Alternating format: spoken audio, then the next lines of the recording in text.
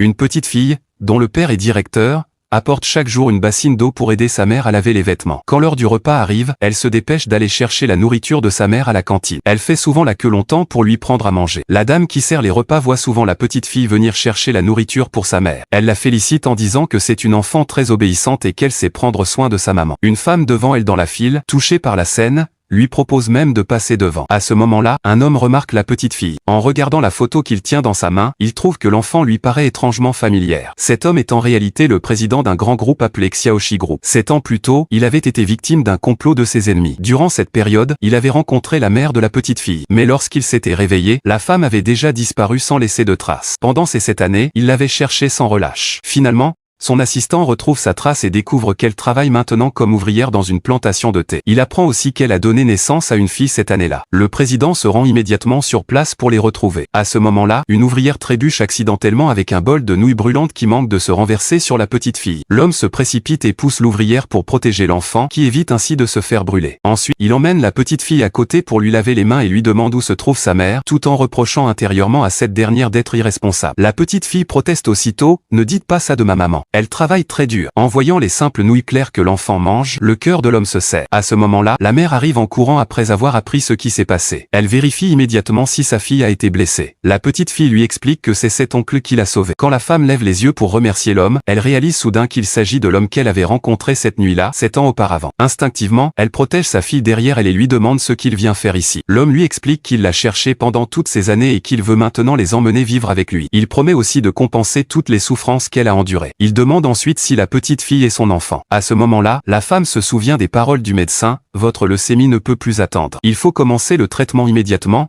et l'opération doit être faite au plus vite. » En entendant le coût énorme de l'opération, la femme est désespérée. Elle sait qu'elle ne pourra jamais réunir une telle somme. Ce qui l'inquiète le plus est de savoir ce qu'il adviendra de sa fille si elle venait à mourir. Voyant qu'elle ne répond pas, l'homme l'emmène directement faire un test de paternité à l'hôpital. Le résultat confirme que la petite fille est bien sa fille biologique. La femme lui demande alors quel est son travail. L'homme se souvient soudain des conseils de sa sœur et décide de cacher sa véritable identité. Il lui dit simplement qu'il n'a pas encore de travail stable, mais que ses économies suffisent pour prendre soin d'elle. Il promet de louer une maison près de la plantation de thé pour les accueillir. Plus tard, il ramène la mère et la fille chez elle. Après s'être assuré qu'elles sont rentrées, il repart. En pensant aux simples nouilles que sa fille mangeait, il prépare lui-même un grand repas pour elle. En la voyant manger avec appétit, il se sent coupable de ne pas avoir été présent dans sa vie et promet de ne plus jamais la laisser souffrir. Mais au milieu du repas, la petite fille s'arrête. Elle veut garder le reste pour sa mère, expliquant que celle-ci travaille dur tous les jours et ne mange presque rien, seulement des nouilles dans de l'eau. Touché, l'homme lui dit de manger autant qu'elle veut et qu'il préparera une autre portion pour sa maman. Cependant, lorsqu'il retourne à la plantation de thé,